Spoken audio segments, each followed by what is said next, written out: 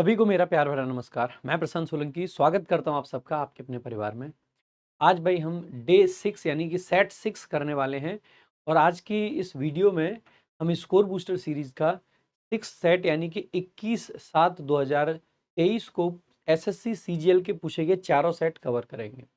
एक छोटा-सा फीडबैक जो बच्चों की तरफ से आया क्योंकि मैं बच्चों का टाइम कम लगे और जल्दी-जल्दी प्रैक्टिस ज़्यादा हो पाए इसीलिए थोड़ा-सा ज़्यादा स्पीड में चल रहा था और एक्सप्लेनेशन थोड़ा-सा कम कर दे रहा था।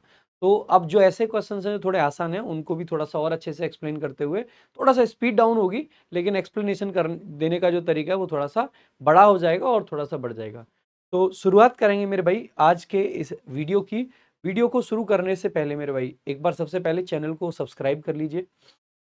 लगभग 1 लाख का परिवार हमारा होने वाला है और हो सकता है जब तक आप ये वीडियो देख रहे हो भी चुका हो। तो जल्दी से एक बार इस चैनल को सब्सक्राइब कर लेंगे, वीडियो को लाइक कर देंगे, शेयर कर देंगे। बाकी मेरे भाई आपकी अपनी formula book, English formula book pocket rocket ये फ्लिपकार्ट पे फाइनली अवेलेबल है। सिर्फ़ ₹109 में और फ्री डिलीवरी के साथ में अवेलेबल है। ऑफ़र सीमित समय के लिए है और तो ज़्यादा आपको ऐसा नहीं है कि बहुत टाइम है, तो जल्दी से जल्दी ऑर्डर कर दें।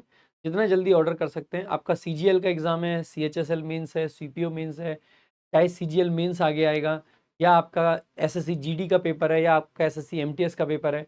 हर एक एग्ज़ाम में एकदम स्ट्रेट फॉरवर्ड रूल्स हैं। इससे बहुत फ़ायदा आपको मिलने वाला है। बहुत कम समय में कुछ चंद घंटों में आप पूरी इंग्लिश को रिवाइज़ कर सकते हैं। तो शुरुआत की करेंगे आज की क्लास की और आज की क्लास का पहला क्वेश्चन मतलब पहली शिफ्ट आपकी 21/7/2023 की शिफ्ट 1 पहला क्वेश्चन आपके सामने पीक्यूआरएस का क्वेश्चन है। जल्दी-जल्दी आंसर करेंगे। क्या होगा आपका करेक्ट आंसर? मैं थोड़ा साइड हूँ और आंसर करेंगे वीडियो को पॉज़ करके, फिर हम आगे बताएँगे। देखिएगा, देखो सी से शुरू हुआ है, यहाँ पे भी सी से शुरू हुआ है, ये कैरन से शुरू हुआ है, यानी कि बी से सेंटेंस को हम शुरू कर सकते हैं, ठीक है? अच्छा यहाँ पे डी में भी कैरन दे रखा है, यानी कि डी से भी शुरू कर सकते हैं और अनफॉर्च्युनेटली 4 जो ऑप्शन है उनमें से 3 बी से शुरू हो रहे हैं और 1 डी से शुरू हो रहा है, तो इस चीज़ से हम बहुत ज़्यादा हेल्प नहीं ले पाए। अब हमें कुछ और देखना है कि क्या-क्या हम और हेल्प ले सकते हैं, तो अ स्ट्रॉल दे रखा है, लवली गार्डन दे रखा है। देखो ए लवली गार्डन है यानी कि न 99% चांसेस हैं कि बी से ही शुरू होगा क्योंकि यहाँ पे गार्डन को इंट्रोड्यूस करा है, उसके बाद में क्योंकि द स्विंग लिख रखा है। अच्छा एक चीज़ नोटिस करें, ये अ स्विंग लिखा हुआ है, ये द स्विंग लिखा हुआ है। दोनों पास-पास में ही थे, आसानी से दिख भी गए। तो आप कहोगे कि सर सी में ए है और डी में द है, यानी कि सी आपका पहले आएगा और डी आपका बाद में आएगा। ये नहीं कह रहा हूँ कि पेयर बनाएँगे, लेकिन सी और डी कुछ इस तरीके से आएँगे, यानी कि डी वाला ये तो आ ही नहीं सकता है। इसमें भी डी जो है सी से पहले गिवन है, ये भी नहीं आ सकता है। इसमें भी डी जो है सी से पहले गिवन है, ये भी नहीं आ सकता है। Option C is the correct answer. तो option C is the correct answer. बढ़ेंगे अगले क्वेश्चन की तरफ। अगला आपका क्वेश्चन है once in a blue moon. ये आपका इडियम होता है, इसका मतलब होता है कोई काम जो ना के बराबर हो, बहुत रेयरली कोई काम हो। So very rear is the correct answer. तो नेक्स्ट चलेंगे अगले क्वेश्चन की तरफ। अगला आपका क्वेश्चन है Mohan dash the charge of centre for life skills from Mustafa. भाई देखो फ्रेजल वर्ब का क्वेश्चन है, एक है टुक आउट, एक है टुक थ्रू, एक है टुक ऑफ, एक है टुक ओवर, ठीक है? यानी कि टेक वर्ब के साथ में कुछ फ्रेजल वर्ब्स दी गई हैं। सो टेक आउट होता है किसी चीज़ को किसी चीज़ से बाहर लेना बेसिकली, ठीक है? और एक होता है टेक ऑफ करना, ये आप जानते हैं टेक ऑफ करना जब प्लेन वगैरह उड़ता है आपका। और एक आपका वर्ड दे रखा है यहाँ पे take over.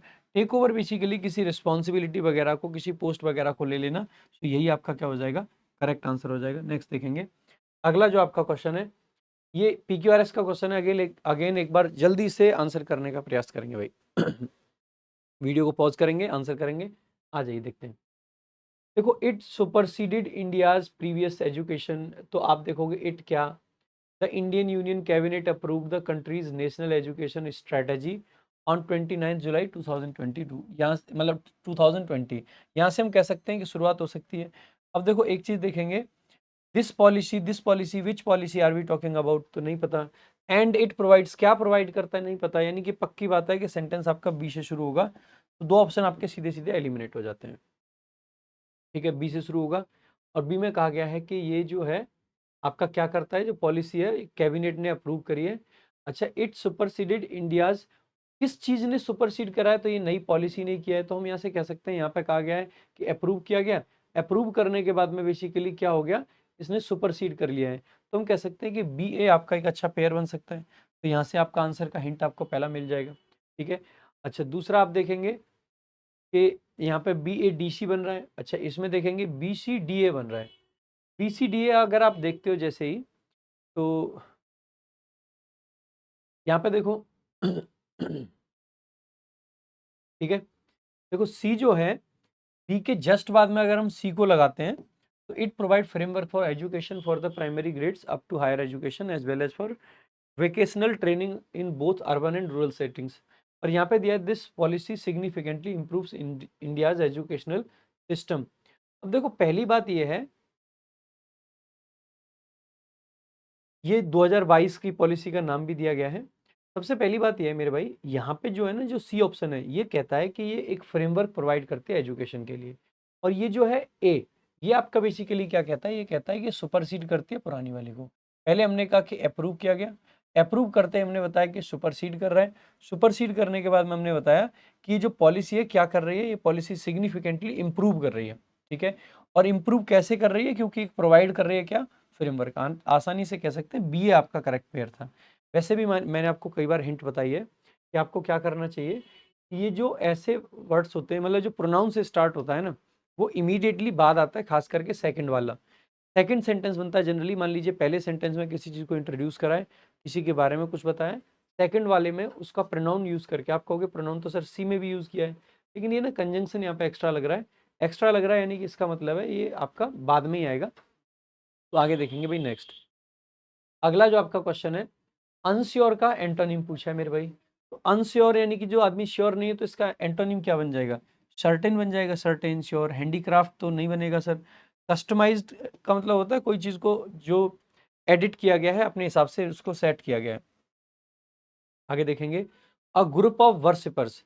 Group of worshippers जो होते हैं, इनका ध्यान रखेंगे। देखो, एक होता है क्राउड, एक है कैरावन। क्राउड यानी कि लोगों की भीड़ होती है। कैरावन बेसिकली कारवां होता है, जो लोग खास करके कहीं धर्म स्थान वगैरह पर जा रहे होते हैं, तो ये भी नहीं बनेगा। एक है कॉन्स्टलेशन, कॉन्स्टलेशन होता है ग्रुप ऑफ स्टार्स। और एक है आपके कॉन्ग्रेगेशन, कॉन्ग्रेगेशन होता है ग्रुप ऑफ वर्शिपर्स। एक वर्ड आपका और होता है कॉन्फ्लेग्रेशन। कॉन्फ्लेग्रेशन बेसिकली होता है वाइड स्प्रेड फायर, ऐसी फायर जो दूर दूर तक फैली हो, उसको कॉन्फ्लेग्रेशन कह देते हैं। तो ये तीनों वर्ड्स अक्सर करके साथ साथ मिलेंगे आपको, कॉन्ग्रेगेशन, कॉन्स्टलेशन और कॉन्फ्लेग्रेशन, ठीक है। नेक्स्ट देखेंगे आगे, अगेन PQRS का क्वेश्चन है जल्दी जल्दी आंसर करेंगे। देखो, बॉक्साइट के बारे में बात की गई है as a main raw material for the production of aluminium. Precipitation is a pre final stage. देखो, यहाँ पर प्री फाइनल स्टेज की बात करी गई है। Sodium aluminium is aluminate is acquired in the next step, यानी कि ये आपका शुरुआत नहीं, नेक्स्ट स्टेप से शुरुआत नहीं कर सकते थे हम, ठीक है। दूसरा लास्ट में लिया है, the smelting process actually extracts aluminium as a final product. देखो, ये फाइनल प्रोडक्ट है, यहाँ पर प्री फाइनल है। इसका मतलब है कि बी और डी का आपका पेयर बनना चाहिए। अगर बी और डी का पेयर देखोगे, तो यहाँ पे बी और डी का पेयर है, यहाँ पे तो डी पहले ही आ गया, यहाँ पे डी पहले ही आ गया, और यहाँ पे बी डी का पेयर नहीं, बीच में सी आ रखा है। इसका मतलब है ये आपका करेक्ट आंसर है, ए ऑप्शन। नेक्स्ट देखेंगे आगे, under the cloud. Under the cloud, भाई अंडर द क्लाउड का मतलब होता है जो संदेह के घेरे में हो थोड़ा। अब आप देखेंगे कि कौन सा सेंटेंस है जिसमें मीनिंग प्रॉपर निकलेगा अंडर द क्राउड ईडियम का। देखिएगा, the classmates were dancing together under the rain. इसका तो कोई सेंस ही नहीं बनेगा। The Red Fort looks beautiful amidst the cloudy weather and cold atmosphere. इसका भी कोई सेंस नहीं बनेगा, ठीक है। It was the best place to sit under the sky with hands full of food, ये भी नहीं बनेगा। The driver was under suspicion, suspicion का आ रखा है, तो इसका मतलब ये करेक्ट आंसर हो जाएगा, डाउट में, संदेह के घेरे में। आगे देखेंगे, extreme pain in his teeth. तो एक्सट्रीम पेन, जब हम एक्सट्रीम पेन सफरिंग्स की बात करते हैं, तो आपका जो करेक्ट वर्ड होता है दैट इज एगनी। तो एगनी आपका मेंटल या फिजिकल सफरिंग्स हो सकती हैं, उसी के लिए यूज कर लेते हैं। हालांकि जो एक होता है उसको, मतलब जो दांत में दर्द होता है उसके लिए एक बोला जाता है, एक यानी कि दर्द। लेकिन उसको जनरली नाउन के साथ में, नाउन के पहले नहीं, एक इन समथिंग ना यूज करके और नाउन मॉडिफायर्स के साथ लगा देते हैं, जैसे टूथ एक, स्टमक एक, इस तरीके से लिखना ज़्यादा बेहतर होता है। तो आप कह सकते हो कि एक नहीं आएगा। हर्ट तो बेसिकली आपका वर्ब के तरीके से यूज होता है। हर्ट होना यानी कि चोट लगना किसी को, ठीक है। स्टिंग करना यानी कि किसी के कुछ दांत मतलब मार देना, वो देना, ठीक है। लाइक डंक मारना कह सकते हैं। एक है आपका परसिवरेंस का एंटोनिम पूछा है। परसिवरेंस यानी कि लास्ट तक लगे रहना, आगे तक मेहनत करना। तो इसका एंटोनिम पूछा, देखो इलोक्वेंस तो होता है अच्छी स्पीच, ठीक है, मतलब अच्छा बोलने की कला। रेडीनेस यानी कि कोई चीज जो बिल्कुल तैयार है, ठीक है। ऑब्स्टिनेसी का मतलब होता है जिद। तो इररेज़ोल्यूशन आपका करेक्ट आंसर हो जाएगा। रेजोल्यूट होने का मतलब होता है जो अपनी चीजों पर दृढ़ विश्वास रखे, जो अड़ा रहे। तो इररेज़ोल्यूशन बेसिकली जो अपनी चीजों पर दृढ़ ना रहे। आगे देखेंगे मॉडेस्ट का आपको पूछा है सर क्या एंटोनिम। मॉडेस्ट यानी कि जो मध्य में, ना तो लो और ना ही टॉप क्वालिटी। अब इसके ना दोनों एंटोनिम बन जाते हैं, या तो जो बहुत अच्छे हैं वो भी इसके एंटोनिम में आ जाते हैं, या जो बहुत खराब हैं वो भी इसके एंटोनिम में आ जाते हैं। तो देखो ऑब्वियस से कोई लेना देना नहीं, ऑब्वियस मतलब क्लियर होता है। एक है आपका अनप्रेज्यूमिंग, कुछ प्रेज्यूम कर लेना, पहले से ही मान लेना, तो अनप्रेज्यूमिंग ही नहीं बनेगा। डिस्टेंट यानी कि दूर का। कंसीटेड का मतलब होता है घमंडी, तो यही आपका बन जाए, क्योंकि घमंडी बहुत बुरा होता है। मॉडेस्ट जिसके अंदर मॉडेस्टी है, जो थोड़ा सा प्रॉपर बिहेव करता है, वो मॉडेस्ट हो जाता है। तो आगे देखेंगे, आगे अगेन पीक्यूआरएस, काफी सारे पीक्यूआरएस दे रखे हैं, एक बार इसका भी आंसर करेंगे।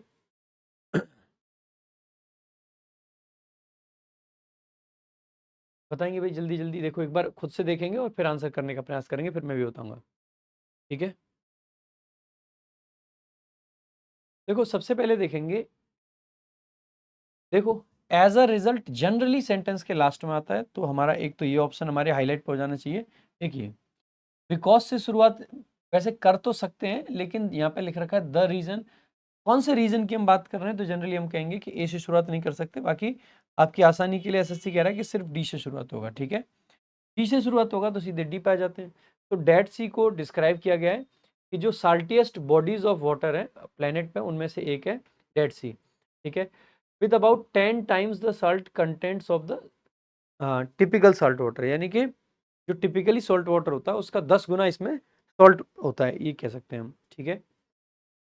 अब देखो यहाँ पे दिया है it is then enable to exit the lake. It क्या, लेक में से, ये तो कहेंगे नहीं कि डेड सी, अभी तो हमने डेड सी की बात की है, और तो इसका कोई सेंस नहीं है, ठीक है।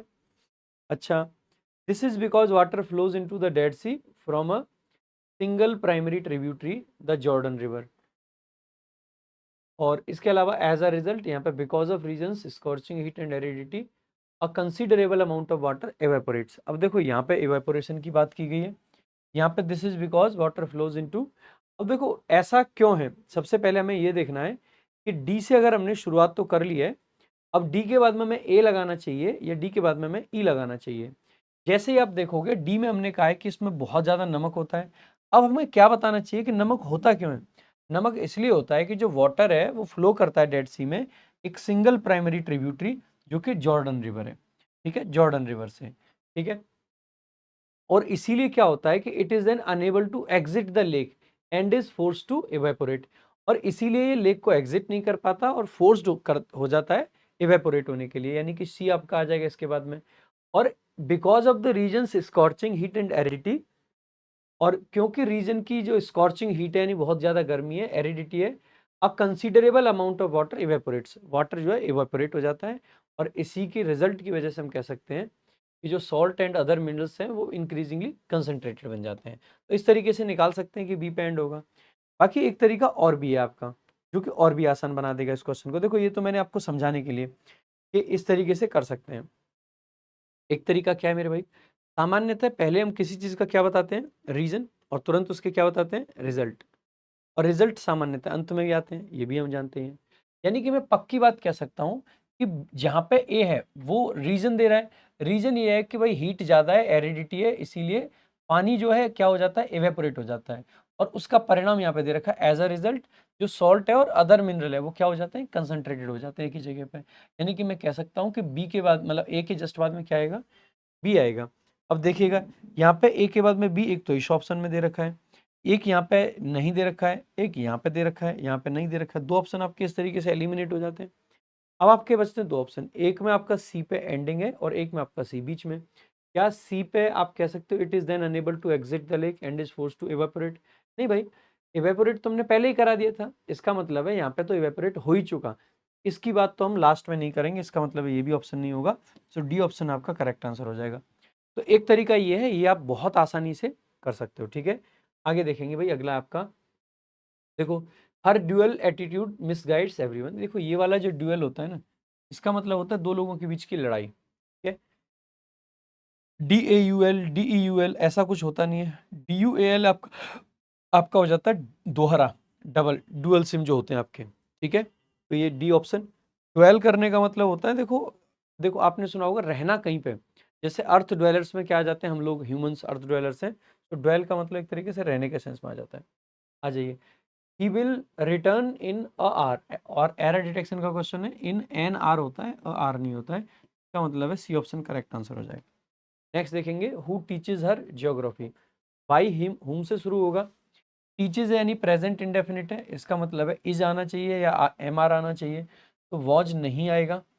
यहाँ पे देखो इज सी है, यहाँ पे ज्योग्राफी इज टॉट है, भाई इज बाद में नहीं आएगा, इज आपका सब्जेक्ट से पहले आना चाहिए, इज आपका सब्जेक्ट से पहले आना चाहिए, इसीलिए एक ही ऑप्शन बचा, ये आपका करेक्ट है। By whom is she taught geography. Next देखेंगे आगे, he was acquitted of all the charges. Antonym पूछा है एक्विटेड का, एक्विट कर देना यानी कि किसी को बरी कर देना, तो कन्विक्ट करना बेसिकली किसी को पनिशमेंट के लिए बेसिकली भेज देना, कन्विक्ट कर देना। नेक्स्ट देखेंगे आगे, her sudden arrival has disarranged my plans. देखो अराइवल का एंटोनिम पूछा है, अराइवल यानी कि आना पहुंचना, तो टाइमिंग नहीं होगा। एंट्रेंस का मतलब होता है डोर, ये भी नहीं होगा। डिपार्चर आपका करेक्ट आंसर हो जाएगा। अपीयरेंस यानी कि कोई कैसा दिखता है। नेक्स्ट देखेंगे आगे, who broke my glasses, past का इंडेफिनिट टेंस है, हु से शुरू हुआ है, तो बाई हुम से बनेगा, दो ऑप्शन आपके ऐसे एलिमिनेट हो जाते हैं। ठीक है, अच्छा यहाँ पे बाई हुम है, वर है, माई ग्लासेस, तो बींग लगा दिया भाई, पास्ट का इंडेफिनिट में बींग का कोई सेंस नहीं, सी ऑप्शन करेक्ट आंसर हो जाएगा। आगे देखेंगे, इनकरेक्टली स्पेल्ड वर्ड है भाई, एक है नॉक्टर्नल, एक है आपका रिपल्सिव। भाई रिपल्सिव की जो स्पेलिंग होती है उसमें SIVE होता है। ठीक है, दूसरा रिपल्सिव का मतलब होता है जो जिससे घृणा की जाए, और नॉक्टर्नल जो नाइट वाले होते हैं ना, नाइट के एनिमल्स होते हैं वगैरह उनके लिए। ठीक है, स्कोर बोर्ड आप जानते हैं, इररिस्पेक्टिव बेसिकली जिसका किसी से कोई रिलेशन ना हो, इररिस्पेक्टिव ऑफ समथिंग बोल देते हैं हम। ठीक है, आगे देखेंगे, next, she looked dash luminous. Luminous का भाई सिनोनिम पूछा, ल्यूमिनस का होता है एक तरीके से जो यहाँ पे लाइट हो, ब्राइट हो, चमकीला, कुछ इस टाइप से। तो एक है आपका ट्रांसेंडेंट, ट्रांसेंडेंट है जो कि ह्यूमन लिमिट्स को पार कर चुका है, वो अनह्यूमन एक तरीके से बन चुका है। एक है आपका इम्प्यूडेंट, इम्प्यूडेंट आपका होता है बदतमीज किस्म का एकदम आदमी। एक है स्टूडेंट, इसको स्ट्रिक्ट बोल सकते हैं आप एक तरीके से। ठीक है, रेस्प्लेंडेंट आपका होता है एक तरीके से फुल ऑफ लाइट, जिसमें चमक दमक भरी हो उसको। नेक्स्ट देखेंगे आगे, ये आपका क्लोज टेस्ट है, एक बार जल्दी जल्दी आंसर करने का प्रयास करेंगे, वीडियो को पॉज करेंगे और आगे बढ़ेंगे, और सारे क्लोज टेस्ट को एक बार अटेम्प्ट करेंगे खुद से, पूरे 5 के 5 क्वेश्चंस को, सभी क्वेश्चंस को अटेम्प्ट करेंगे फिर आगे बढ़ेंगे। देखो, posters are dash to promote a brand और पास। पोस्टर्स आर, भाई आर के बाद में आपको क्या होना चाहिए, या तो ING वर्ब आ सकती है या वर्ब की थर्ड फॉर्म आ सकती है। तो पहली बात तो देखो, बीइंग यूज तो बिल्कुल नहीं बनेगा, यूज बिल्कुल नहीं बनेगा, और यूजेज नहीं बनेगा, तो क्या बन जाएगा, यूज्ड बन जाएगा, एक ही है, पैसिव सेंस है। पोस्टर्स का यूज किया जाता है टू प्रमोट अ ब्रांड और पास डैश इंपॉर्टेंट इंफॉर्मेशन। अब देखो इंफॉर्मेशन एक दूसरे के को देना, इसके लिए आपकी फ्रेजल वर्ब होती है पास ऑन। पास ऑन होता है, पास ऑन करना यानी कि कोई चीज एक दूसरे के से बता देना, तो पास ऑन इंफॉर्मेशन मतलब important information. They can be used for dash purposes, भाई ranging from telling people to be cautious as the floor is bad to informing them about an upcoming sale और event. कहा गया है कि इसको ना बहुत सारे पर्पजेज के लिए यूज किया जाता है। तो अगर प्लूरल लगा रखा है तो मच नहीं आ सकता है, लिटिल नहीं आ सकता है, सिमिलर नहीं आ सकता है, तो हम कह सकते हैं वेरिएट, वेरियस या वेरिड। वेरिड का मतलब भी और वेरियस का मतलब भी सेम ही होता है, लगभग बहुत सारे पर्पजेज होते हैं। They usually include a picture dash very few words. इसमें जनरली क्या होता है, एक पिक्चर होती है और कुछ कुछ वर्ड्स होते हैं, तो नॉर नहीं आएगा, कनेक्ट करना है, ऐड करना है, ऐड करने की बात है तो एंड आपका करेक्ट आंसर बन जाएगा। ठीक है, ऑल्सो से दो चीजों को जोड़ा नहीं जाता है क्योंकि एडवर्ब है, जोड़ने के लिए या तो प्रेपोजिशंस आते हैं या आपके एडजेक्टिव्स आते हैं, सॉरी कंजंक्शंस आते हैं। आगे, as suitable dash unsuitable dash makes a poster effective. भाई पोस्टर पे एक तो कॉशन नहीं होता है क्योंकि पोस्टर अलग अलग प्रकार के हैं। अब जो प्रमोशन का है पोस्टर, उसके लिए कॉशन क्यों आएगा, बिल्कुल भी नहीं आएगा। एंटीसिपेशन का मतलब है कुछ एंटीसिपेट करना कि क्या होने वाला है, ये भी नहीं आएगा। कोटेशन की भी जरूरत नहीं होती है, मान लीजिए आपने पोस्टर लगाया था किसके लिए, वार्निंग देने के लिए, अब उस पर कोटेशन लिखने की क्या आपको जरूरत पड़ेगी? नहीं। हर एक जगह पे आपको चाहिए कैप्शन, टाइटल, तो वो आपका करेक्ट आंसर हो जाएगा। So caption is the correct answer. बाकी मेरे भाई अगर आप करना चाहते हैं कंप्लीट तैयारी SSC, CGL, CPU, CHSL, MTS, GD, किसी भी एग्जाम की इंग्लिश के लिए, आप हमारा वीओडी बैच एक बार ज़रूर चेकआउट करें। मैं स्ट्रांगली रिकमेंड करता हूँ ये बैच, क्योंकि मेरे भाई सबसे पहली बात, ये बैच बहुत मतलब बच्चों के लिए इतने कम प्राइस पे हमने दे रखा है, सिर्फ 699 रुपये में है। दूसरी बात, इसकी जो वैलिडिटी रखी है वो लाइफ टाइम रखी है, ऐसा नहीं है कि आपने अभी ले लिया बाद में आपको दोबारा से लेना पड़ेगा, वैसा भी नहीं है। तीसरी चीज़, इसमें जो क्लासेस रहती हैं वो हमेशा अपडेटेड रहती हैं, जो क्लास अपडेट होती जाती हैं, जो चैप्टर्स दोबारा पढ़ाए जाते हैं उनको अपडेट कर दिया जाता है। बेसिक से लेकर एडवांस लेवल तक रखते हैं, प्री और मेंस दोनों की कवरेज रखते हैं। तो बहुत बढ़िया तरीके से सॉलिड कंटेंट से अगर आपको पढ़ना है तो एक बार इंग्लिश वीओडी बैच जरूर चेकआउट करें। आरजी विक्रमजीत ऐप डाउनलोड कीजिए, वहां पे आपको ये बैच मिल जाएगा। बाकी भाई आगे बढ़ेंगे। अब इसके आगे हमारी सेट नंबर 2 है, शिफ्ट 2 आपका बेसिकली 21/7/2024-23 का। और पहला क्वेश्चन आपके सामने है और जल्दी जल्दी आंसर करेंगे मेरे भाई। तो माय फ्रेंड इज ओनिंग, अब सॉरी ओइंग, जैसे देखा ओइंग एन एक्सपेंसिव सेलफोन।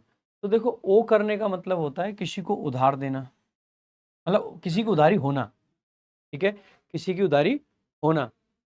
तो उधारी होना होता है तो ओन हो गया। अब देखो पहली बात तो दो होती हैं वर्ब, एक होता है ओन और एक होता है ओ, ठीक है। इसका मतलब होता है कोई चीज आपके पास में है, ठीक है, तो कुछ रखना आपके पास में, ये हैव के सेंस में आता है। इसका मतलब होता है उधार होना, ठीक है, उधार होना। तो आप कह सकते हो कि सर देखो मोबाइल फोन में उधारी का सेंस नहीं है, पहली बात तो वैसे भी इसीलिए गलत है। अब दूसरी चीज ये है कि चाहे ये वाली वर्ब हो चाहे ये वाली, दोनों ही स्टेटिव वर्ब है। अगर दोनों ही स्टेटिव वर्ब हैं तो इनको हम कॉन्टिन्यूअस टेंस में लिख नहीं सकते, तो ये तो वैसे भी गलत हो जाता है, नो सब्स्टिट्यूशन। इज के बाद में ओन आ नहीं सकते, वी1 आपकी बिल्कुल ही इनकरेक्ट है। माई फ्रेंड सिंगुलर है, इसीलिए ओन आपकी सिंगुलर नहीं, मतलब प्लूरल नहीं, सिंगुलर फॉर्म में लिखी जाएगी, इसीलिए डी ऑप्शन आपका करेक्ट आंसर हो जाएगा। नेक्स्ट देखेंगे, अगला आपका क्वेश्चन है पीक्यूआरएस का क्वेश्चन है। जल्दी जल्दी आंसर करेंगे भाई, क्या बनेगा इसका करेक्ट आंसर? फटाफट फटाफट स्पीड में आंसर करेंगे। देखिएगा, जैसे देखा आपने इन 1944 ही वॉज ऑनर्ड, ही कौन, ठीक है। आगे फ्लेमिंग यहाँ पे दे रखा है, on receiving this great honour, कौन सा ग्रेट ऑनर की हम बात कर रहे हैं भाई, ठीक है। तो एक तो यहाँ पे ऑनर दिया गया है, इसकी बात कर सकते हैं हम, ठीक है। अच्छा, Fleming become famous overnight and he was regarded as one of the most distinguished scientist of this time, of his time. The next year, कौन से नेक्स्ट ईयर? अब यहाँ से एक चीज आपको देखने को मिलेगी, एक ईयर का जिक्र यहाँ पे किया गया 1944 में। 1944 का अगर जिक्र पहले ही कर रखा है तो नेक्स्ट ईयर इसके जस्ट बाद आना चाहिए, यानी कि ए के जस्ट बाद में आपको सी दिखाई देना, सॉरी डी दिखाई देना चाहिए। और डी में भी आप कहोगे कि देखो यहाँ पे भी क्या मिला है, नोबेल प्राइज इसको मिला है। अगर नोबेल प्राइज मिला है तो ये भी एक ऑनर की बात है। अगर ये भी ऑनर की बात है तो आप कह सकते हो कि डी के बाद में क्या आना चाहिए, बी आना चाहिए। तो हम आसानी से कह सकते हैं कि डी के बाद में क्या आना चाहिए, बी आना चाहिए। अब ऐसा सेंटेंस ढूंढिए जिसमें ए डी बी आपका बन पा रहा हो, ठीक है। तो हम कह सकते हैं देखो डी बी सी ए नहीं बनेगा, बी सी डी ए नहीं बनेगा, ए डी बी आपका यहाँ पर बन पा रहा है। अगर बन पा रहा है तो आप कह दोगे अच्छा यहाँ, इसके अलावा यहाँ भी बन पा रहा है। लेकिन आप देखोगे सी तो स्टार्टिंग में आना चाहिए, क्योंकि फ्लेमिंग को क्या किया है, इंट्रोड्यूस करा है। तो सी आपका शुरुआत में आ जाएगा और ए डी बी आपका लास्ट में, ये आपका करेक्ट आंसर हो जाएगा। नेक्स्ट देखेंगे आगे। अगला आपका क्वेश्चन है हार्डली वी हैड बोर्डेड। जैसे ही देखोगे भाई हार्डली से सेंटेंस शुरू हुआ है, आपका क्या आना चाहिए, इन्वर्जन आना चाहिए। अगर इन्वर्जन आना चाहिए और दूसरी बात पास्ट की बात चल रही है तो विल वाला ऑप्शन, इज वाला ऑप्शन तो वैसे एलिमिनेट हो जाएंगे। एक ही ऑप्शन बचा, यही करेक्ट आंसर है। नेक्स्ट देखेंगे आगे। देखो दो शब्द हैं, दोनों का बेसिकली करेक्ट यूज इसमें पूछा गया, गेट और गेट। देखो वो वाला गेट आप जानते हैं जो दरवाजा होता है, जी A T, ji A I T जो होता है, जी ए आई टी जो होता है ये होता है मैनर ऑफ वॉकिंग, ठीक है, किसी के वॉक करने का तरीका। देखिए ये जनरल एग्रीमेंट नहीं बनेगा, ठीक है। यहाँ पे मैनर ऑफ वॉकिंग सही था, लेकिन अचीव करना और रिसीव करना नहीं बनेगा। Gate means hinged barrier use to close, ये बन सकता है, लेकिन लास्ट में लैग कवरिंग वाला नहीं बनेगा गेट का मतलब। यहाँ पे देखेंगे गेट का मतलब हिंज्ड बैरियर बन सकता है, और जी ए आई टी का मतलब पर्सन्स मैनर ऑफ वॉकिंग बन सकता है। डी ऑप्शन आपका करेक्ट हो जाएगा। आगे देखेंगे अगला आपका, देखो वास्ट जो है उसका बेसिकली आपसे सिनोनिम पूछा गया है। वास्ट का मतलब होता है बहुत बड़ा, तो यहाँ पे देखोगे सॉलिड नहीं बनेगा, मिनिमल छोटा होता है, सैलो सकरा होता है, तो एक्सटेंसिव आपका करेक्ट सिनोनिम बन जाएगा। आगे देखेंगे अगला जो आपका क्वेश्चन है, Vinay said that he is coming from his village Jaigarh. जैसे ही देखा सैड लिख रखा है, आगे इज नहीं वॉज आपका आना चाहिए। Next, bad blood. Bad blood का मतलब होता है बिटर रिलेशंस। कौन से सेंटेंस में बिटर रिलेशंस का आया है? Susan always gets in trouble, trouble telling lies, ये नहीं बनेगा। The gangster had some bitter relations, bitter relations B option में आ रखा है, ये करेक्ट आंसर हो जाएगा। बाकी सेंटेंसेस पढ़ने की जरूरत नहीं है अगर आपको एग्जैक्ट मीनिंग इडियम का याद है तो। डिलाइट का मतलब होता है खुशी, सो सिनोनिम पूछा गया है। डिज्मी का मतलब तो दुख होता है। मेमोरी तो किसी की याद हो गई, इमोशन भी अलग चीज हो गया। तो इंचेंट बेसिकली आपका हो जाएगा। कोई चीज अगर इंचेंटिंग होती है तो आकर्षित करती है, तो वो पॉजिटिव वर्ड है, खुशी को ही दिखा रहा है। आगे देखेंगे वन वर्ड सब्स्टिट्यूशन का क्वेश्चन है, the place that a person treats as is permanent home और lives in and has a substantial connection. तो भाई जहाँ पे आप शुरू से रहे हो, तो देखो ओसिस नहीं होता है, ये बेसिकली डोमिसाइल हम बनवाते हैं ना बार बार एग्जाम में, ये एक सर्टिफिकेट होता है डोमिसाइल बनवा लिया कि नहीं बनवाया, तो डोमिसाइल आपका बेसिकली करेक्ट आंसर हो जाता है। ठीक है, आगे देखेंगे नेक्स्ट, इनकरेक्टली स्पेल्ड वर्ड शुरुआत में दिख गया, ऑलमोस्ट नहीं होता है, ALMOST होता है। मैं आपसे बार बार कह रहा हूँ एक चीज विशेष ध्यान रखेंगे कि स्पेलिंग के एरर में कहाँ सिंगल लेटर आता है कहाँ डबल, इसका बड़ा रोल रहता है। आगे देखेंगे जेनियल। जेनियल का पूछा है सिनोनिम। जेनियल का मतलब होता है एक ऐसा व्यक्ति जो खुश मिजाज है, खुश दिल इंसान जो होता है। तो ऑप्टिमिस्टिक बन सकता है लेकिन उतना अच्छा नहीं है। ठीक है, देख लेते हैं एक बार। डेस्पोंडेंट तो एंटोनिम ही बन जाएगा। पॉजिटिव उतना अच्छा नहीं है। चीयरफुल आपका करेक्ट हो जाएगा। जेनियल का मतलब ये होता है जो एकदम चीयरफुल हो, खुश मिजाज हो एकदम। ठीक है, ऑप्टिमिस्टिक हो सकता है आशावादी है बट खुश ना रहता हो, वेरी मच पॉसिबल। ठीक है, इसीलिए आपका ये हम नहीं बनाएंगे गिवन ऑप्शन के हिसाब से देख के। आगे देखेंगे, एरर का क्वेश्चन है, she was waiting for a opportunity नहीं होगा मेरे भाई, she was waiting for an opportunity होता है, वोवल साउंड से शुरू होता है opportunity. She was waiting for an opportunity to start her own business. Next देखेंगे, her room looks very messy. उसका जो कमरा है बड़ा मैसी लग रहा है। अब मैसी का एंटोनिम पूछा है। मैसी का मतलब होता है बुरा, एकदम गंदा, बेकार। तो आप कहोगे कि इसका एंटोनिम तो ऑर्गेनाइज्ड बन सकता है। अनटाइडी तो सिनोनिम बनेगा। डिसऑर्डर्ड आपका एंटोनिम बनेगा। क्योटिक आपका एंटोनिम बनेगा, सॉरी, ये अनटाइडी, डिसऑर्डर्ड और क्योटिक तीनों ही सिनोनिम बनेंगे, नॉट एंटोनिम। ठीक है, ऑर्गेनाइज्ड आपका एंटोनिम बन जाएगा। ठीक है, आगे देखेंगे, he has not committed the crime. Has plus verb की थर्ड फॉर्म है नॉट के साथ में, यानी कि बीन के साथ बनेगा। यहाँ पे हैज बीन है, यहाँ पे क्राइम के साथ हैव लगा दिया, ये गलत हो जाएगा। यहाँ पे वॉज आ गया है, क्राइम के साथ हैव लगा दिया, गलत हो जाएगा। ये ऑप्शन करेक्ट आंसर हो जाएगा। नेक्स्ट देखेंगे, देखो स्पेलिंग एरर पूछा है। ठीक है, देखो अनचैलेंज्ड एकदम सही स्पेलिंग है। इंस्टेंटेनियस का मतलब होता है कोई चीज जो तुरंत करी जाए। अब देखो इसकी जो स्पेलिंग है ना, उसमें TANEOUS होता है आपका, तो ये आपका करेक्ट आंसर हो जाएगा। एडवर्टाइजिंग सही है, कुछ एडवर्टाइज करना, डिजायर्ड यानी कुछ चाहत जो रहती है वो चीज। अब्जॉर्ब्ड, अब्जॉर्ब्ड का मतलब होता है एक तरीके से बिजी, एक तो ये सेंस बन जाता है।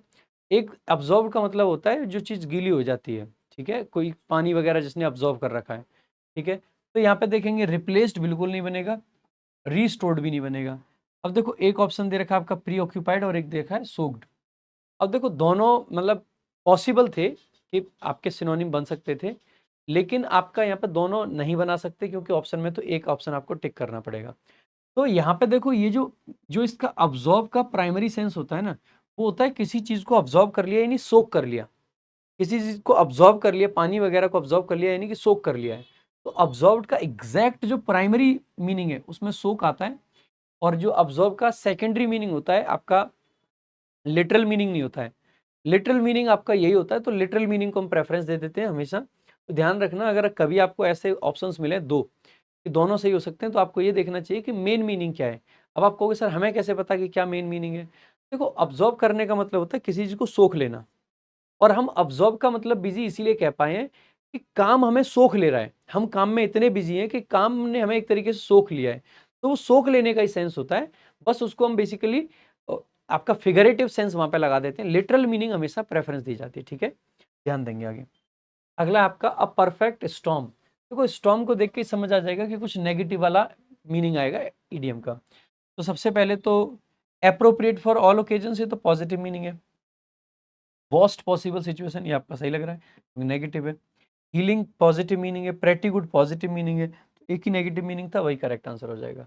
PQRS का क्वेश्चन थोड़ा बड़ा सेंटेंस है, एक बार जल्दी से खुद से, ठीक है, और आंसर करने का प्रयास करेंगे भाई सभी बच्चे, ठीक है, खुद से आंसर करने का प्रयास करेंगे जल्दी जल्दी। वीडियो को पॉज कर लेंगे। देखो भाई, आगे बढ़ेंगे।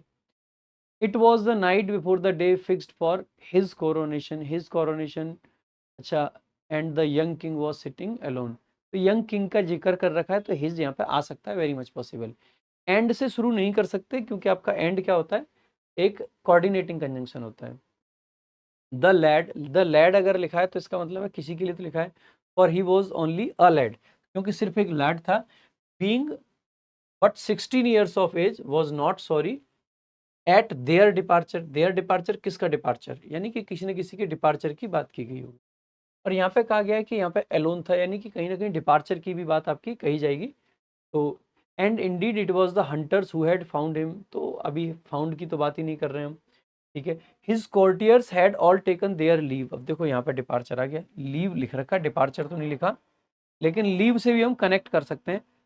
यानी कि पक्की बात है कि हम यहाँ से आसानी से कह सकते हैं कि डी में लीव की बात करी गई है, किसी के जाने की, और यहाँ पे सी में बात करी गई है डिपार्चर की, तो इसका मतलब है DC आपका पेयर बन जाएगा, ठीक है। क्या बन जाएगा पेयर, DC। अब आप देखो क्या यहाँ पे DC का पेयर है, आप कहोगे सी तो पहले ही आ गया, सी तो पहले आ गया। यहाँ पे भी देखोगे DC का पेयर बन पा रहा है, यहाँ पे देखोगे सी पहले ही आ गया, इसका मतलब है ये नहीं बनेगा। तो हम आसानी से कह सकते हैं किसके डिपार्चर की बात कर रहे हैं, जो उसके कोर्टियर्स थे उसकी। तो आसानी से कनेक्ट हो जाएगा ये कि डी के बाद में सी आएगा, ऐसा एक ही ऑप्शन है, यही आपका करेक्ट आंसर हो जाएगा सर। आगे देखेंगे, wedding invitations will be sent by them. तो विल बी सेंट है, पैसे पहले से एक्टिव बनाना है, तो विल प्लस वी बना जाएगा। विल के बाद में सेंट आपका नहीं बनेगा, विल के बाद में सेंट बन सकता है, बी यहाँ पे एक्स्ट्रा रखा है, एक ही ऑप्शन बचा, option C is the correct answer. Next देखेंगे, अगला आपका क्वेश्चन है, the players distributed the reward between themselves. इसका आंसर करेंगे, इंप्रूवमेंट का क्वेश्चन है, ठीक है, इंप्रूवमेंट का क्वेश्चन है, आंसर करेंगे। The players distributed the reward. अब देखो प्लेयर्स यहाँ पे दो हैं, ऐसा तो नहीं कहा गया है, तो एक बार देख लेते हैं। देखो बिटवीन देम नहीं आएगा, क्योंकि सब्जेक्ट भी वही है और ऑब्जेक्ट भी वही है, तो रिफ्लेक्सिव प्रोनाउन आएगा, तो ये तो बेसिक गलत है। देयर सेल्फ जैसा कुछ होता नहीं है, देयर सेल्फ जैसा कुछ होता नहीं है, तो एक ही ऑप्शन आपके पास बचा, अमंग देम सेल्व्स। आप में से कुछ लोग कहेंगे अगर सर प्लेयर दो ही रहे होते तो, मेरे भाई दो रहे होते तो बिटवीन सही हो जाता, लेकिन हमें ऑप्शन में बिटवीन दिया ही नहीं, जिससे हम बिटवीन को सही कर पाए। अगर बी ऑप्शन को मार्क कर देंगे तो ये दैम गलत हो जाएगा, इसीलिए बी ऑप्शन को मार्क किया है, ना कि इसलिए कि प्लेयर ज्यादा है।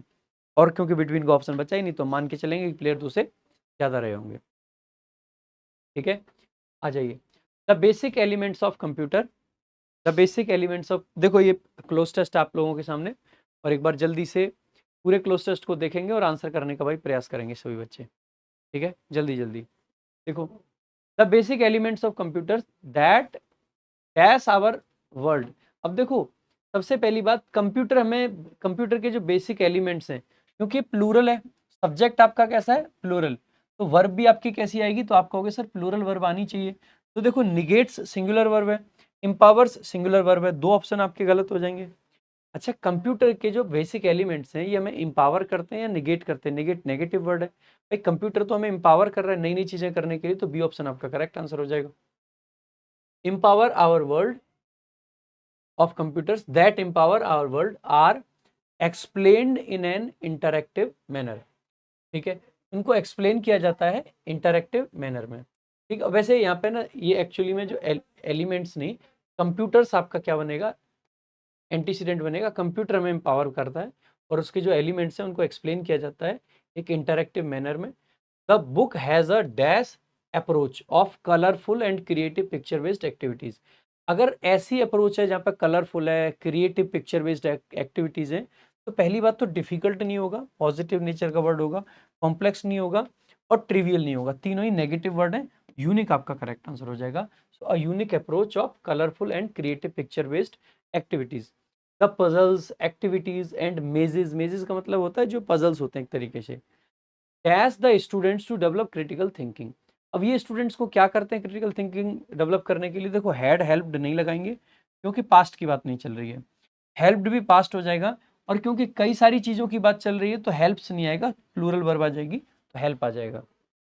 ठीक है। Logical and motor skills, after every lesson, हर एक लेसन के बाद में dash exercises are incorporated to dash the conceptual understanding of the students. कैसी एक्सरसाइजेज? क्या सुपरफिशियल नेगेटिव वर्ड है भाई, पॉजिटिव पैसे चल रहा है, इरेशनल नेगेटिव वर्ड है, पॉजिटिव पैसे चल रहा है, और बैफलिंग एक्सरसाइज नहीं होती है, ब्रेन स्टॉर्मिंग एक्सरसाइजेज होती हैं जिससे दिमाग खुलता है आपका। ठीक है। To dash the conceptual understanding of the students, तो उससे क्या होगा? टू के बाद में वर्ब की क्या आती है? वी वन आती है, फर्स्ट फॉर्म आती है।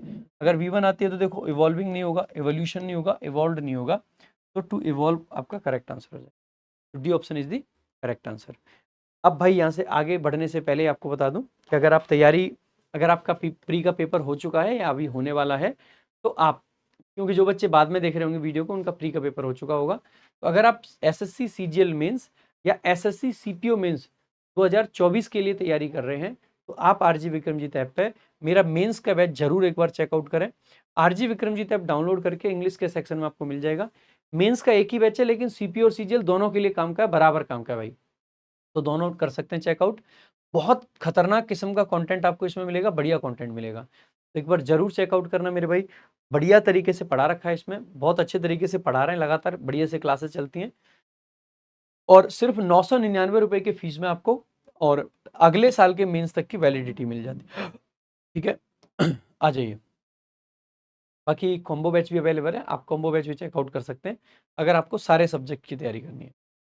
सीजीएल प्री 21/7/2023 का शिफ्ट 3 का पेपर अब हमें देखना है, और पहला क्वेश्चन आप लोगों के सामने है। एक बार PQRS का क्वेश्चन है, जल्दी जल्दी आंसर करेंगे।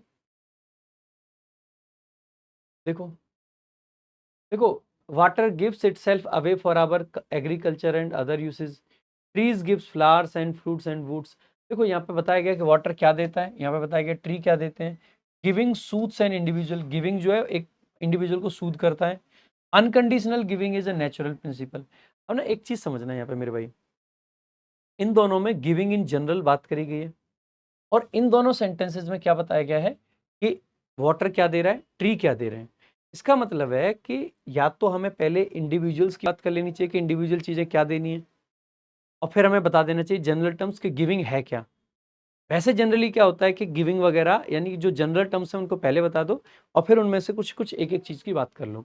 यानी कि तरीका कोई भी हो, ए और बी एक साथ आएंगे और सी और डी एक साथ आएंगे। यहाँ पे आपने देखा ए और बी को अलग अलग कर रखा है, इसीलिए ये ऑप्शन आपका नहीं बनेगा। सी डी एक साथ है, ए भी एक साथ है, बन सकता है। यहाँ पे आप देखोगे ए और बी को, सी और डी को अलग अलग कर रखा है, ये नहीं बनेगा। यहाँ पे भी आप देखोगे ए और बी को अलग अलग कर रखा है, नहीं बनेगा। जब हम एक अलग अलग इंडिविजुअल्स की बात कर रहे हैं तो इनको एक बार में कहेंगे, और जो जनरल टर्म्स है उनको एक बार में, यानी कि करेक्ट आपका जो बन जाएगा ये बन जाएगा, जो गिविंग है वो सूद करते हैं इंडिविजुअल को with the vibration of Joy. जो अनकंडीशनल गिविंग है वो नेचुरल प्रिंसिपल है, और ये बेसिकली एविडेंट है एवरीवेयर इन नेचर। वैसे भी यहाँ से समझ भी सकते थे, यहाँ पे नेचुरल गिविंग की बात की गई है तो इसके बाद में ही ए और बी का प्रयोग किया जाएगा। सो ए और बी पक्का डी के बाद में आएंगे। ए और बी देखो दोनों डी के बाद में यहाँ नहीं है, यहाँ पे दोनों बाद में नहीं है, यहाँ पे दोनों बाद में नहीं है, इसका मतलब है वैसे भी आप कर सकते थे। बाकी जो मैंने तरीका बताया वो भी अच्छा तरीका, ध्यान रखेंगे। If things were not going to be normal after the pandemic, mankind will have to accept the new normal. देखो न्यू नॉर्मल यानी कि अभी कुछ चीजें चल रही हैं तो हो सकता है कि आगे चल के नॉर्मल ना हो, हम कह सकते हैं। भाई अगर हम ये कह रहे हैं कि अगर चीजें देखो, सबसे पहली बात यहाँ पे क्या है सर, यहाँ पे वर दिया हुआ है, यहाँ पे विल दिया हुआ है। अब एक ऐसा बच्चा जो नॉर्मल कंडीशनल सेंटेंसेस के स्ट्रक्चर्स पढ़ के आया है, उसने डिटेल में कंडीशनल को समझा नहीं है, वो क्या करेगा, इस वर को देखते ही यहाँ पे वुड कर देगा। लेकिन मैं कहता हूँ थोड़ा सोचो समझो और ये देखिए कि ये वर को आर करना सही है या विल को वुड करना सही है, क्योंकि दोनों को करने से आपका आंसर सही आ सकता है। आर को मतलब वर्क को आर करना तब सही होगा जब ये कंडीशन प्रोबेबल हो, और विल को वुड करना तब सही होगा जब ये कंडीशन इम्प्रोबेबल हो। अब मान लीजिए देखो ये पुराने क्वेश्चन है, अब आज का क्वेश्चन तो है नहीं।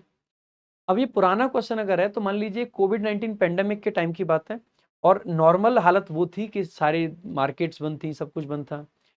यहाँ पे कहा गया है कि अगर चीजें नॉर्मल नहीं हुई पेंडेमिक के बाद में, तो जो न्यू नॉर्मल है, वर्क फ्रॉम होम कर रहे हैं लोग, ऑफिस आवर्स कम हो गए हैं, लोगों का ट्रैफिक कम हो गया, ये न्यू नॉर्मल था उस टाइम पे। यही आपका क्या बन जाएगा, एक्सेप्ट करना पड़ेगा लोगों को। क्या उस टाइम पे आपको लगा नहीं था कि ऐसा हो सकता है? आपको लग रहा था, मन में उम्मीद जरूर थी कि सब कुछ पहले जैसा होगा, लेकिन ऐसा नहीं था कि जैसा था वैसा होना अनरियल हो। वो तो हो ही रखा है, अनरियल था ही नहीं। अगर अनरियल नहीं था तो इसका मतलब है इस कंडीशन को अनरियल ना करते हुए रियल बना दीजिए और वर्क की जगह पे आर का प्रयोग कर लीजिए। इसलिए option B is the correct answer. Next देखिएगा भाई, capable of or adapted for turning easily from one to another of various task, field of endeavour etc and is able to do many things. कोई जो बहुत सारे काम कर सकता है, जो अडेप्ट कर सकता है, जो टर्न कर सकता है। ठीक है, देखो टर्न कोड तो बेसिकली जो अपना रिलीजन वगैरह बदल देते हैं, पॉलिटिकल बिलीफ वगैरह चेंज कर लेते हैं। टैलेंटेड आप जानते हैं, देखो फ्लेक्सिबल वस्तुएं होती हैं जनरली, और वर्सेटाइल ऐसे व्यक्ति होते हैं जो कई तरीके के काम कर लेते हैं और अपने आप को सिचुएशन के अनुसार ढाल लेते हैं।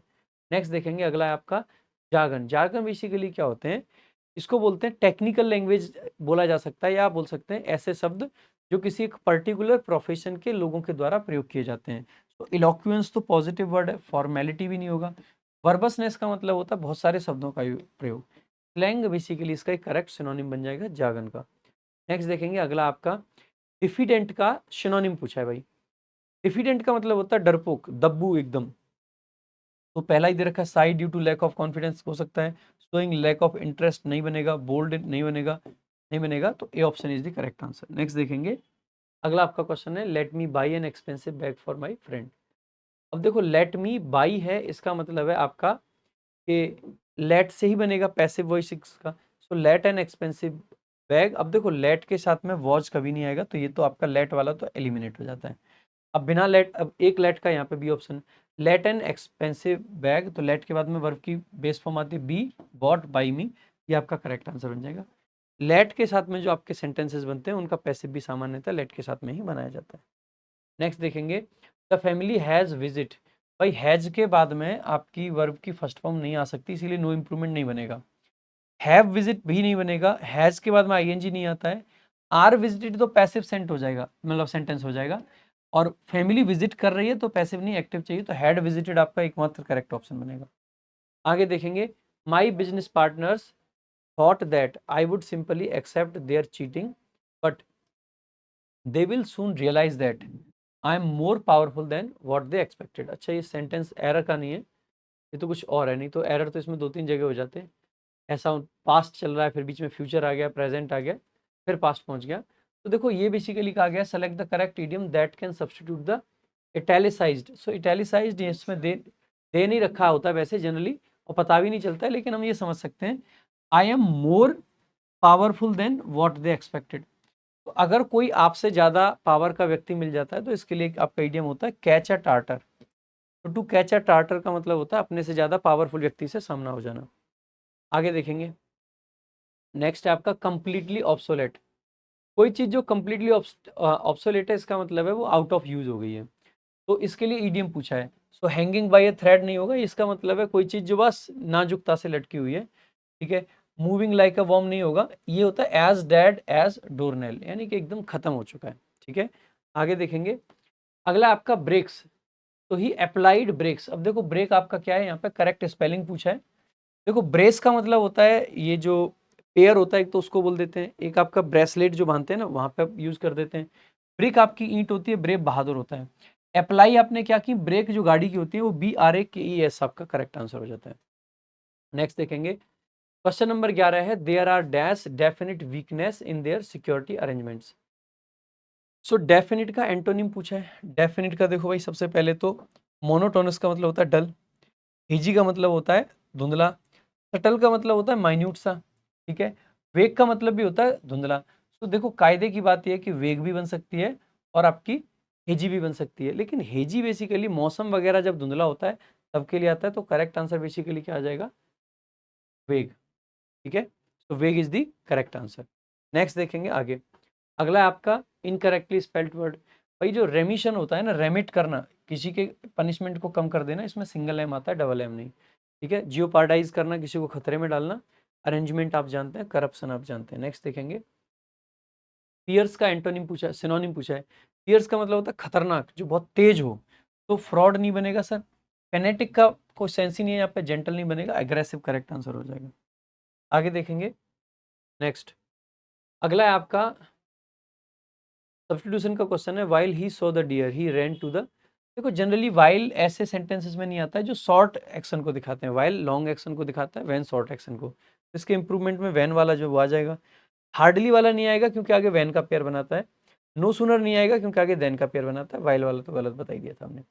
आगे देखेंगे, greenhouse gases traps beside earth atmosphere नहीं होगा, अर्थ के एटमोस्फेयर के अंदर ट्रैप की जाती है, तो ट्रैप्ड इनसाइड आपका करेक्ट आंसर हो जाएगा।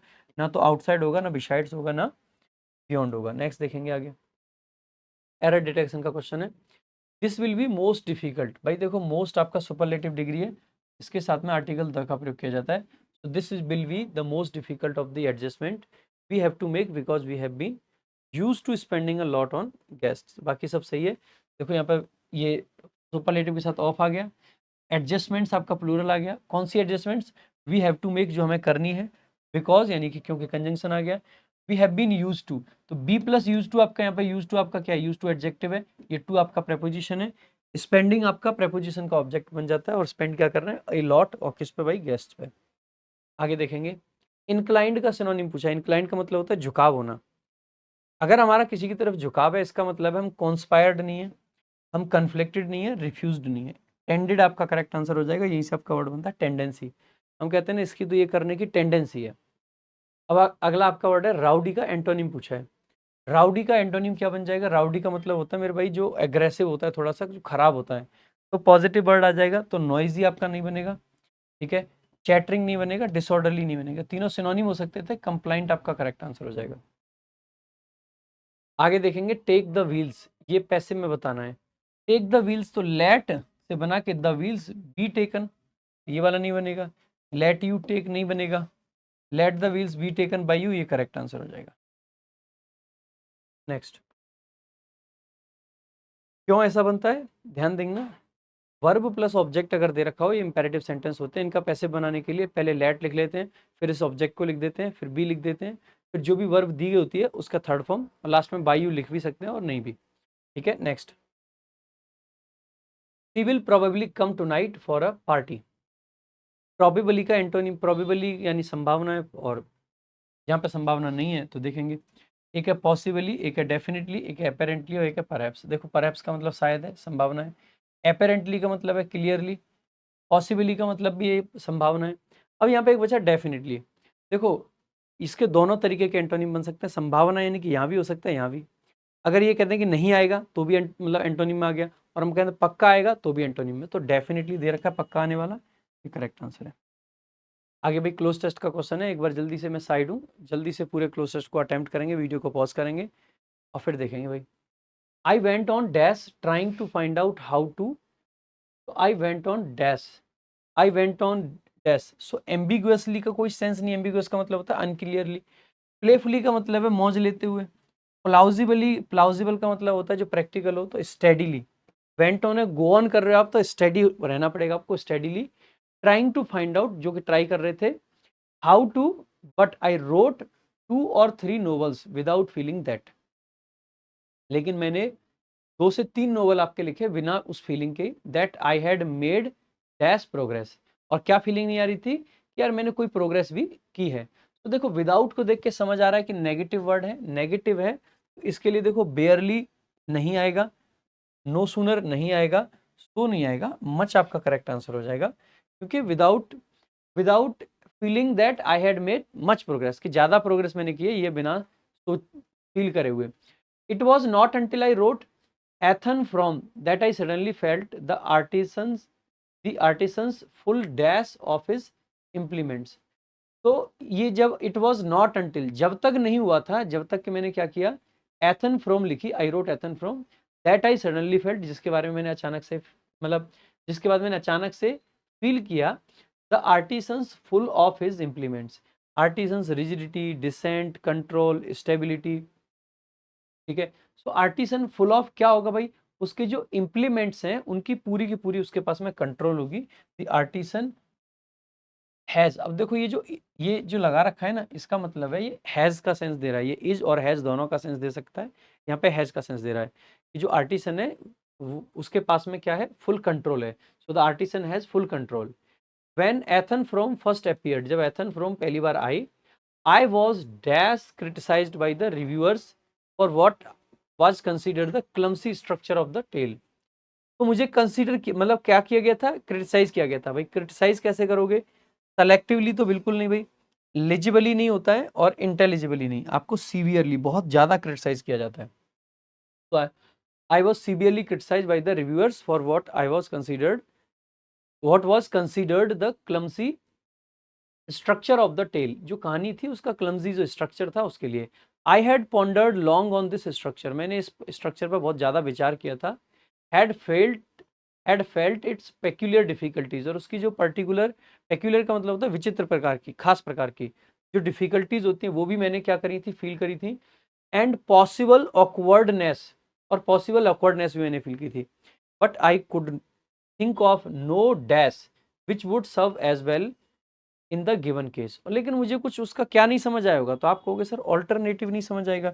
एडजुडिकेशन तो आपका कुछ जजमेंट होता है, ऑल्टरनेट तो आपकी वर्ब होती है, मतलब एडजेक्टिव भी होता है। ऑल्टरनेट डेज, एक छोड़ के एक, तो वो भी नहीं होगा। ऑल्टरनेशन भी नहीं बनेगा, तो आप एडल्टरेशन है, ये मिलावट होता है, ये भी नहीं बनेगा। तो ऑल्टरनेटिव आपका करेक्ट आंसर हो जाएगा। तो इस प्रकार से आपका ये सेट हो जाता है। चलो भाई, अब देखेंगे हम शिफ्ट 4 का पेपर आपका 21/7/2023 का। और पहला क्वेश्चन आपके सामने है, a big clumsy often slow witted person, एक बड़ा मतलब, और क्लमजी, क्लमजी यानी कि जिससे सामान वामान गिरता विरता रहे, स्लो विटेड यानी कि कम दिमाग वाला थोड़ा व्यक्ति जो होता है उसको क्या बोल देते हैं।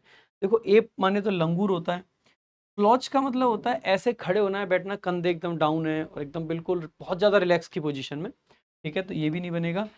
चंप होता है एकदम, वो होता है ना चंपू किस्म का आदमी, बिल्कुल ही बेकार सा, ठीक है, उसके लिए बोल देते हैं। और ये जो स्लो विटेड या क्लमजी पर्सन होता है इसके लिए ऑफ आ जाता है, ठीक है। नेक्स्ट देखेंगे, अगला आपका क्वेश्चन है, she was wearing a dash new outfit. तो देखेंगे भाई क्या होगा, कॉस्टली होगा, चीप होगा। अच्छा, एक्सपेंसिव का एंटोनिम पूछा, एक्सपेंसिव का एंटोनिम क्या हो जाएगा, चीप, प्रीमियम, कॉस्टली, ये प्रेशियस, ये तीनों सिनोनिम की कैटेगरी में आ जाएंगे। आगे देखेंगे, मिलिट्री पर्सन, इंप्रूवमेंट का क्वेश्चन है। देखो मिलिट्री वगैरह के या किसी भी ऑर्गेनाइजेशन के जो लोग होते हैं, खास करके मिलिट्री वाले, उनको पर्सनल बोलते हैं, ना कि पर्सन, ठीक है। सो मिलिट्री पर्सनल, ठीक है। नेक्स्ट देखेंगे, अगला आपका जो क्वेश्चन है, hit the jackpot. Hit the jackpot का मतलब है अचानक से कुछ बड़ी सफलता मिल जाना, ठीक है, कोई बड़ा धन हाथ लग जाना, कुछ भी बड़ा हो जाना बेसिकली। तो रिसीविंग अ रिवॉर्ड, रिवॉर्ड मिलना नहीं कह सकते हैं, हार्म द अपॉर्चुनिटी नहीं होगा, found a piece of gold नहीं होगा, गेनिंग अ बिग सक्सेस, वो सक्सेस किसी भी प्रकार की हो सकती है। नेक्स्ट देखेंगे, अगला आपका क्वेश्चन है, does Sneha not lick the butter. Does से आ रखा है यानी कि प्रेजेंट का इंडेफिनिट टेंस है, पैसिव बनाने की बात आएगी तो इज एम आर से बनेगा, तो पहली बात तो वॉज से नहीं बनेगा और स्नेहा से नहीं बनेगा, ठीक है।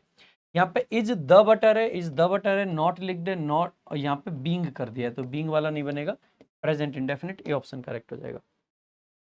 ग्रामेटिकली करेक्ट सेंटेंस पूछा आपसे, the decision to change the hospital saved the life of the daughter of the doctor, यानी कि डॉक्टर की जो बेटी थी उसकी लाइफ बदल दी डिसीजन ने। अब देखो यहाँ पे देखेंगे कौन से ऐसे क्वेश्चंस में हमेशा ऑप्शंस को एलिमिनेट करना चाहिए।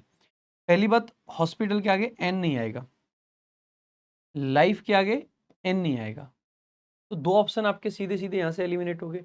अब है a decision to change a hospital. मेरे भाई ये ना, मैंने आपको एक चीज बताई थी, शायद वो 12 घंटे वाली मैराथन में बताई है और वैसे भी बताई है कि अगर किसी नाउन को डेफिनेट बनाना हो तो उसके आगे हम सर्टेन चीजें लगा देते हैं, जैसे कि या तो कोई प्रेपोजिशनल फ्रेज लगा देते हैं, इन्फिनेटिव लगा देते हैं, कोई दैट क्लॉज लगा देते हैं, यानी रिलेटिव क्लॉज लगा देते हैं, कोई पार्टिसिपल लगा देते हैं। इस तरीके से तो आप देखोगे द डिसीजन, और कौन सा decision, to change the hospital, तो आप कहोगे कि डिसीजन डेफिनेट है, डेफिनेट है तो ए नहीं आएगा, द वाला करेक्ट हो जाएगा। मिसेंथ्रोपिक का सिनोनिम पूछा है, मिसेंथ्रोपिक का मतलब है जो मानव जाति से हेट करे, सिनोनिम पूछा है। तो आप देखोगे यहाँ पे सोशिएबल नहीं होगा, ठीक है, और ह्यूमैनिटेरियन तो नहीं होगा क्योंकि ये तो एंटोनिम में आ जाएगा, फिलेंथ्रोपिस्ट वाले में आ जाएगा, ठीक है, और फिलेंथ्रोपिक तो इसके एंटोनिम में ही आ जाएगा। सो अगेन एंटी सोशल आपका करेक्ट आंसर हो जाएगा। नेक्स्ट देखेंगे, अगला आपका क्वेश्चन है, लेमेंट करने का मतलब होता है दुख मनाना। दुख अगर किसी पे मना रहे हैं तो देखो क्या बने करेंगे भाई, एंटोनिम पूछा है तो इसका मतलब है बेसिकली आपका कुछ देखो डिप्लोर करना तो इसका सिनोनिम हो जाएगा। सेलिब्रेट करना, डिक्री, डिक्री तो बेसिकली डिक्राई करने का मतलब है चीखने वाले सेंस में आ जाएगा। रिग्रेट भी सिनोनिम में आ जाएगा। सेलिब्रेट करना करेक्ट एंटोनिम बन जाएगा। नेक्स्ट देखेंगे, अगला आपका क्वेश्चन है एजुकेशन को सब्स्टिट्यूट करवाएगा। देखो पहली बात तो education, the mother said to me that she had gone through a very strict and traditional, तो क्या बन जाएगा? माइथोलॉजी बनेगा? बिल्कुल नहीं बनेगा। एजुकेशन के लिए माइथोलॉजी नहीं, सिनोनिम पूछा एक्चुअली में, सब्स्टिट्यूशन नहीं है। एनालॉजी भी नहीं होगा, सो पेडागोजी आपका करेक्ट आंसर हो जाएगा। Demagogy basically art of speaking होती है, ठीक है। सो पेडागोजी आपका करेक्ट आंसर हो जाएगा। ये टीचिंग की कला होती है education. One should not yell, yell का एंटोनिम पूछा। येल का मतलब होता है चीखना, तो इसका एंटोनिम क्या हो जाएगा? विस्पर करना, कान में कुछ कहना। एक तरफ चीखना, जोर से बोलना हो गया, विस्पर कान में कहना हो गया। ये करेक्ट आंसर हो जाएगा। टेरराइज करना, किसी को मतलब डरा देना। नोटिफाई अलग हो गया। इंडेमनीफाई, इंडेमनीफाई का मतलब क्या होता है? देखो इंडेमनिटी बॉन्ड करके आपने सुना होगा, इसका मतलब होता है कि कुछ कर्जा बेसिकली आपने लिया है, उसके लिए इंडेमनिटी बॉन्ड भरने होते हैं। तो ये भी इंडेमनीफाई करने का मतलब भी वही होता है, एक तरीके से बॉन्ड भरना, है ना। नेक्स्ट देखेंगे आगे। द नियर बाई लार्ज कह रखा है। So the moon is earth only natural satellite and the dash and the near by large celestial body बोल दिया है। पहली बात है द लगा रहे हैं, तो इसका मतलब है देखो नियरली लार्ज तो कुछ नहीं, नियरली का मतलब तो ये आपका क्या है? एडवर्ब है, और जिसका मतलब होता है लगभग तो लगभग बड़ा कुछ नहीं होगा, लगभग सबसे बड़ा कहो या तो नियरली द लार्जेस्ट कहो तो बन सकता था, तो ये नहीं बनेगा। द नियर लार्जेस्ट, नियर का मतलब होता है जो पास वाला है। नियर लार्जेस्ट हम वैसे नहीं लिख पाएंगे, वो इसलिए नहीं लिख पाएंगे क्योंकि पास वाला लार्जेस्ट नहीं कह रहे हैं, तो हम कहना चाह रहे हैं कि एक लार्ज बॉडी है और जो सबसे क्या है? पास में है, तो द नियरेस्ट लार्ज बॉडी। तो द नियरेस्ट भी है और लार्ज भी है। नेक्स्ट देखेंगे, अगला आपका क्वेश्चन है इनकरेक्टली स्पेल्ड वर्ड है, स्ट्रेच है। अब देखो ये वेजेस जो लिखा हुआ है, इसमें जी होता है ना कि जे, इसलिए यही करेक्ट आंसर हो जाएगा आपका। वेज मतलब जो आपके सैलरी वगैरह मिलती है। नेक्स्ट देखेंगे आगे। क्रॉस्ड बेसिकली क्या है इसका? वो पूछा है इंप्रूवमेंट। तो parents should tell their children to exercise great care when.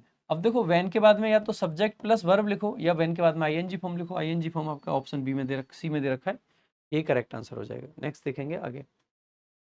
The crowd cheered the cricketer. अब चीयर्ड का सिनोनिम पूछा है। चीयर का देखो अट्रैक्टेड, इनकरेज, ड्रॉप, ड्रॉप नहीं होगा, डिस्ट्रैक्टेड नहीं होगा, ये दोनों नेगेटिव है। अट्रैक्ट करना भी नहीं होगा मेरे भाई, इनकरेज करना होता है किसी के लिए। जब हम चीयर करते हैं तो उसको इनकरेज कर रहे होते हैं।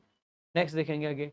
Place where grains are stored, वो स्टोर प्लेस जहाँ पे ग्रेन्स रखे जाते हैं तो उसको ग्रेनरी बोला जाता है भाई। पेंट्री जो किचन का सामान होता है वहाँ पे, मिंट जहाँ पे कॉइन वगैरह छपते हैं, टेनरी जहाँ पे बेसिकली लेदर बनाया जाता है, ठीक है। Next, if it will rain, भाई इफ क्लॉज में विल का तो कोई काम ही नहीं है, तो इफ इट रेन्स लिखना आपका करेक्ट आंसर हो जाएगा। तो ये आपका करेक्ट आंसर है, ऑप्शन बी। नेक्स्ट देखेंगे आगे।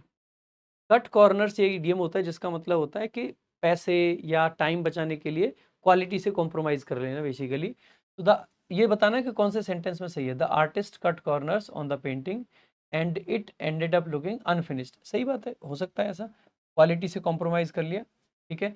आई always make sure to cut corners when driving to, ये बिल्कुल नहीं बनेगा। I cut corners to finish my project on time and my boss praised me, praise आ गया, इसका मतलब है अब गलत हो जाएगा। He cut corners on his homework and got bad grade. अब देखो ये दो ऑप्शन आपके ऐसे हैं जो कि बन सकते हैं। एक है तो the artist cut corners on the painting and it ended up looking unfinished, ठीक है। और एक है आपका he cut corners on his homework and got bad grade.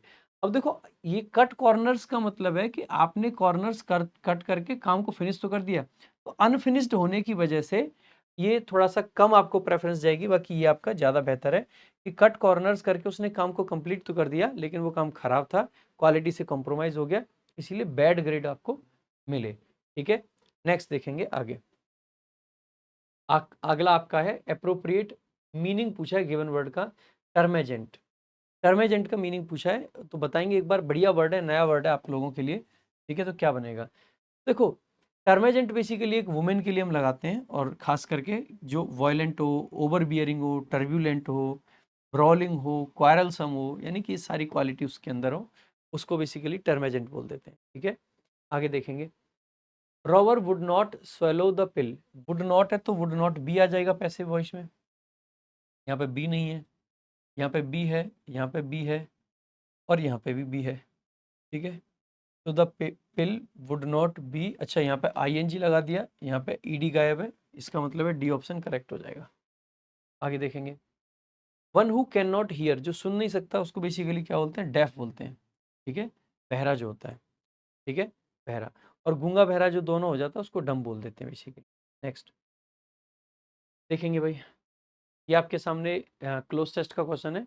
एक बार जल्दी जल्दी आंसर करेंगे सभी बच्चे, देखेंगे पूरे क्लोज टेस्ट को, मार्क कर मतलब वीडियो पॉज करके और आंसर करेंगे, पूरे पैसेज को पढ़ेंगे एक बार। देखो एक बार, many does not come from trees, money not many, money does not come from trees, money पेड़ों से नहीं आता है। As my grandmother use to say, जो कि मेरी ग्रैंड मदर कहती थी, दादी।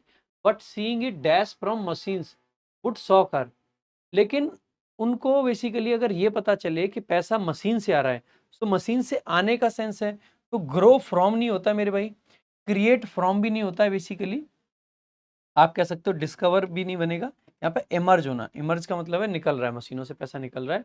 तो seeing it emerge from machines would shock her, slip a card into a machine, press a couple of buttons and find new fresh notes carrying out of a space. This is a standard undertaking today. यानी ATMs की बात करी गई कि machine में से पैसा आ रहा है, तो ये देख के दादी जी तो शॉक हो जाएंगे। तो इमर्ज है, एटीएम में से ना तो ग्रो करता है, ना क्रिएट करता है, ना डिस्कवर, ठीक है।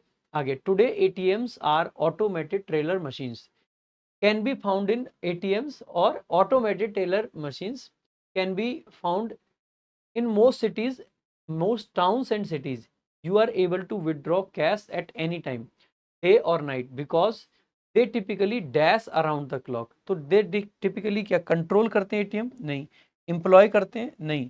कंडक्ट करते हैं? नहीं। दे ऑपरेट, वो ऑपरेशन जो है उनका जो ऑपरेट करते हैं वो अराउंड द क्लॉक यानी 24/7 है। इन 1968 Don Wadgell along with Tom Berners and George Cheston developed the first modern and successful ATM in the United States. Although the ATM concept was first dashed in 1968, a functional prototype was constructed in 1969. बेशक first क्या बन गया था? So first order, proposed, preferred या filed. तो the ATM concept was first. भाई किसी भी कॉन्सेप्ट को हम क्या करते हैं? प्रपोज करते हैं, ना कि ऑर्डर करते हैं, ठीक है। सो कॉन्सेप्ट्स को प्रपोज किया जाता है। So the first concept was, the ATM concept was first proposed in 1968. A functional prototype was constructed in 1969, and DocuTel was granted a patent in 1973. और DocuTel को बेसिकली पेटेंट मिल गया था 1973 में। A data terminal is all an ATM is. ATM basically एक data terminal बताया गया है। A point where data can be entered or retrieved by a link to the boss in charge, एक point जहां पर डाटा एंटर किया जा सकता है, रिट्रीव किया जा सकता है एक लिंक के द्वारा, ठीक है, to via a link to the boss in charge. A large computer known as the host, यानी कि जो बॉस इंचार्ज एक लार्ज कंप्यूटर होता है जिसको होस्ट के रूप में जाना जाता है, host processor, is refer to as the data terminal, और उसको डाटा टर्मिनल बोला जाता है। Many of these terminals are connected to the host processor, जो ऐसे बहुत सारे टर्मिनल्स को होस्ट प्रोसेसर से कनेक्ट किया जाता है, which is spread out dash the city और कंट्री, जिसको पूरी सिटी में और कंट्री में फैलाया जाता है। फैलाए जाने की बात है तो देखो अक्रॉस का सेंस आ जाएगा, पूरे का सेंस है, तो ठीक है।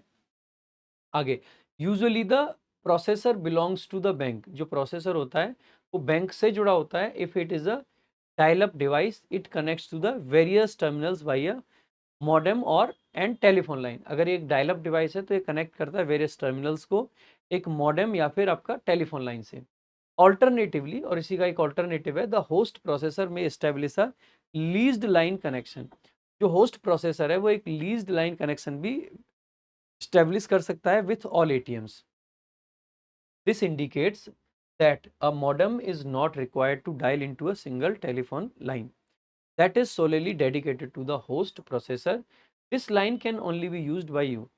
कहा गया है कि जो ये इंडिकेट करता है कि एक मॉडेम रिक्वायर्ड नहीं है डायल करने के लिए single telephone line, that is सोलिली dedicated, जो कि अकेली डेडिकेटेड होती है होस्ट प्रोसेसर के लिए। This line can only be used by you, इसको सिर्फ आप यूज कर सकते हैं। It is always accessible to the boss in charge, ये एक्सेसिबल होती है बॉस इन चार्ज के लिए। For his or her exclusive use, उसके एक्सक्लूसिव यूज के लिए। These exclusive lines are expensive but they are useful in areas where daily transactions are extremely high. ये lines जो है आपकी एक्सपेंसिव होती हैं लेकिन ज़रूरी होती हैं, वहाँ पे यूजफुल होती हैं जहाँ पे ट्रांजेक्शन्स बहुत ज़्यादा होते हैं। The host processor connects to the ATMs via either a dial up or leased line connections dash on the bank the number of customers it serves. तो डैश, अब देखो डैश ऑन कर रखा है, ये चीज़ किस पे हम क्या कहना चाह रहे हैं? तो लीज्ड लाइन कनेक्शन इन सब की बात कर रहे हैं। ये बेसिकली किस पे क्या करता है?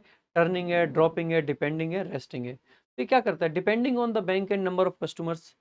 तो कस्टमर्स पे और बैंक पे डिपेंड करता है। सो डिपेंडिंग आपका करेक्ट आंसर हो जाएगा, दैट इज ऑप्शन सी। तो option C depending is the correct answer. दिख नहीं रहा है नीचे, कोई बात नहीं, कर लेना। भाई ये थे आपके चारों के चारों सेट। आपके एक बार फिर से याद दिला दूं कि अगर सीजीएल मेंस आप देना चाह रहे हैं या सीपीओ मेंस, तो हमारे मेंस बैच में एनरोल जरूर करें। और सॉलिड कंटेंट के साथ में आपको ये बैच मिलता है। बाकी हमारा कॉम्बो बैच भी अवेलेबल है, आप कॉम्बो बैच भी चेकआउट कर सकते हैं। और इंग्लिश स्पेशल बैच भी अवेलेबल है, वो भी चेकआउट कर सकते हैं। तो बाकी मेरे भाई किताबें रामबाण, इंग्लिश सीजीएल वॉरियर और वो कैप प्रैक्टिस बुक सारी अवेलेबल है, आप इनको भी देख सकते हैं। ये हमारे कुछ सोशल मीडिया हैंडल्स हैं, ये हमारा इंस्टाग्राम हैंडल है, आप यहाँ पे हमसे जुड़ सकते हैं। टेलीग्राम चैनल्स हमारे वोकैब वंडर्स और रैंकर्स गुरुकुल ऑफिशियल, दोनों आपके अवेलेबल हैं, डिस्क्रिप्शन में लिंक मिल जाएगा। और व्हाट्सएप चैनल जरूर ज्वाइन करें, और इसका लिंक भी आपको डिस्क्रिप्शन में मिल जाएगा। बाकी वीडियो अच्छी लगी हो तो लाइक शेयर कर दीजिएगा, और सबके साथ में बेसिकली बांटने से ही चीज़ें बढ़ती हैं। तो वीडियो को जगह जगह शेयर कीजिए, चैनल को सब्सक्राइब कीजिए। आज के लिए और अभी के लिए इतना ही। Thank you so much. जय हिंद, जय भारत।